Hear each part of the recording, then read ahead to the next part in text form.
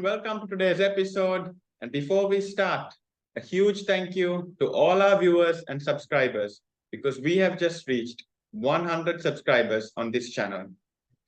Today, we're going to be talking about yesterday's game between New Zealand and Sri Lanka.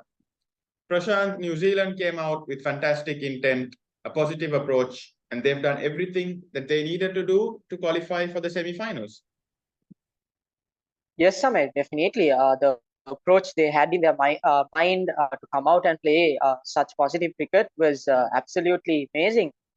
They had to chase 172 within 30 overs, and they did exactly that. And 99.9% they have qualified for the semi-finals, and seems like it's going to be another India-New Zealand semi-final. And I feel that Pakistan wouldn't qualify because it's highly unlikely for them to qualify because it's a big uphill task for them.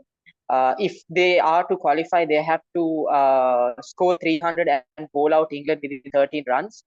Seems very unlikely, and New Zealand have cemented the spot for the semi-final. Yeah, I think I really hope that they don't bowl out England for 13 because Sri Lanka have a good record going, lowest total in the World Cup. I'd like to keep that.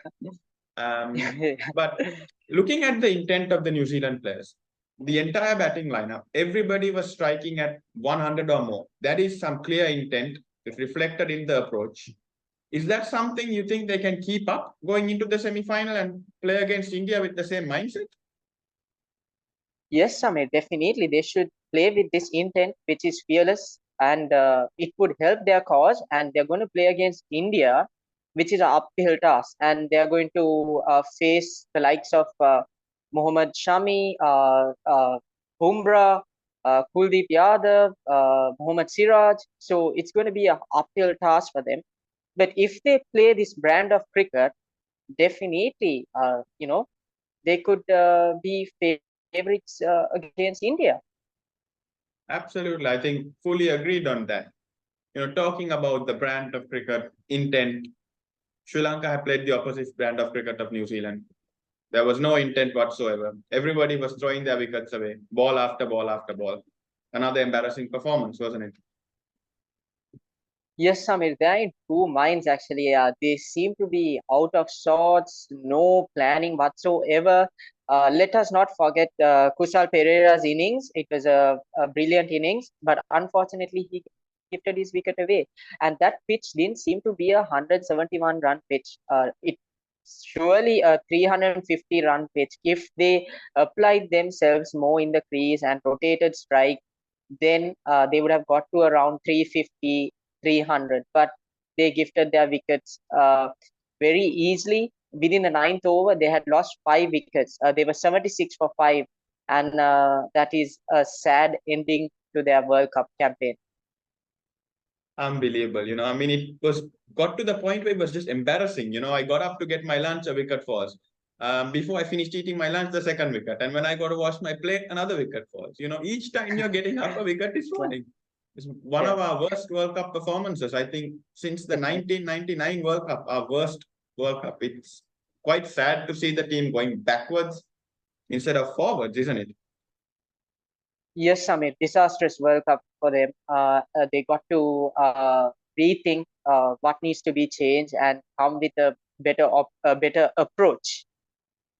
Yeah, and I think Mahesh Deekshana had the right attitude there out there yesterday. He faced about 81 balls, he scored about 40 runs, and he did what he needed to do. If our top order don't know how to bat, we might as well have Mahesh Deekshana opening the batting. Get rid of all our batters and have Deekshana, go and play, Mahesh. Yes, Deekshana played very well for his 30 odd runs. He faced 80 balls, and he has faced more balls than Josh Butler, Johnny Bairstow, Harry Brook, which is amazing. He has showed a lot of fight uh, in this World Cup. Well, he's known for his bowling, but unfortunately, he has not done much with the ball. But he has done a good job with the batting. I think he's a legitimate all-rounder now after some of his performances. Now, Yeah, seems like that. Now, looking forward to the New Zealand-India game, as you said, New Zealand is coming off 4 losses, which they just turned around. Do you think they can pull off another win against India? And what are the key areas that they need to improve to beat a side like India? Samir, the key thing to improve is their fielding. Against Sri Lanka, they dropped few catches, so they have to improve their fielding. Bowling is good, batting is good. They just need to improve their fielding, and they are going up against India, who have been playing fantastic cricket. They have been top notch. They have won 8 out of 8 games, so it's going to be a uphill task. But if they play that fearless cricket, definitely something that they could consider, and they could get over the line against India. I won't be surprised if they beat India, but right They've now done it India has a before in the semi-finals. They did it in yes, 2019. Indians won't forget that. A heartbreaking World Cup 2019, and if they play this kind of cricket with a positive approach, fearless, then I won't be surprised. Definitely, they would be able to get over the line. But let me tell you, India has a slight advantage because they are playing front of their home crowd, and the home advantage is definitely there for them. Definitely. I think it's going to be a cracking game, and we will find out who's going to win. Thank you, everyone, for joining today's episode. See you in the next one.